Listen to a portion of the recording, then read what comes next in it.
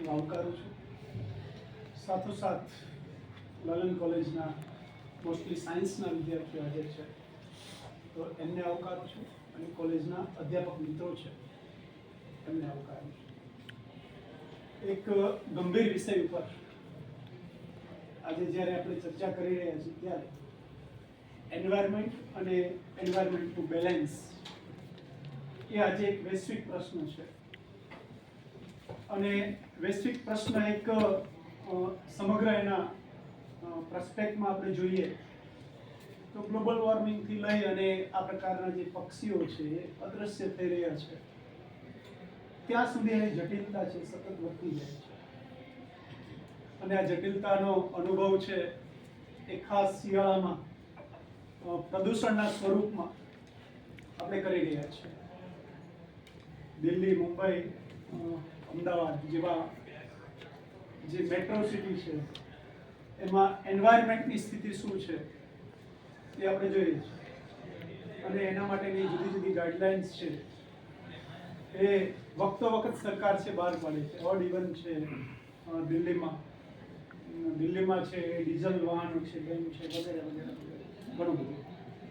એમાંનો એક આ નાનો મુદ્દો છે કે એન્વાયરમેન્ટને એક બેલેન્સ બનાવી રાખવા માટે જેટલી પણ સજીવ સૃષ્ટિ છે આ પૃથ્વી ઉપર એનું પણ બેલેન્સ છે એ હોવું જોઈએ.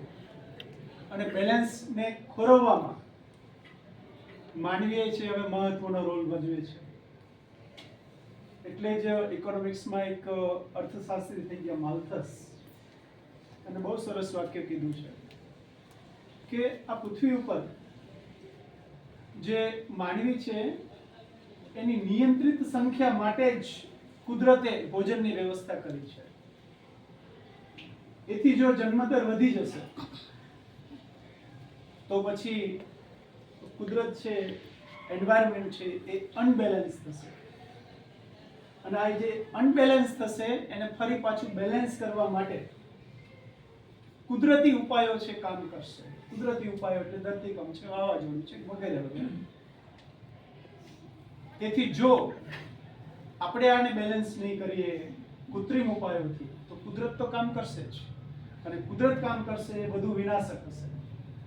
તો આનો આજે એક કન્સેપ્ટ છે, સિદ્ધાંત છે જે 17મી સદીમાં આપ્યો છે ને એ આજે પણ એટલો જ કારગર દેખાય છે કે જે વસ્તુઓ છે વધુ ને વધુ અનબેલેન્સ થતી જાય છે એને બેલેન્સ કરવા માટે ત્યાર પછી કુદરત કામ કરતી હોય છે. અને કુદરત જ્યારે કામ કરે છે ત્યારે એના જે કંઈ કામ કરવાની રીતો છે, પગલાઓ છે વગેરે ઘાતક હોય છે.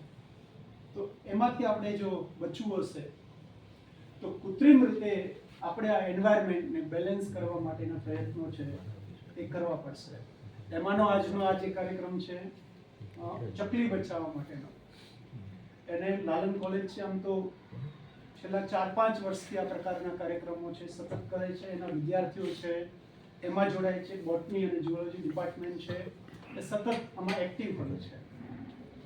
પણ સાહેબ મેં જે છેલ્લા 6 મહિનાથી આ બિલ્ડિંગનું ઓબ્ઝર્વેશન કરું એમાં 3-4 બિલાડીઓ આવી ગઈ છે કેમ્પસમાં. અને એને કારણે જે અગાઉ ચકલીઓ દેખાતી હતી એ દેખાતી નથી અત્યારે. એટલે આપણે વિદ્યાર્થી જે લાલન કોલેજમાં છે એમને મારું થોડું એવી રિક્વેસ્ટ છે કે આ જે બિલાડી છે ને ભગાડવી છે, કારણ કે ચકલીઓ નથી.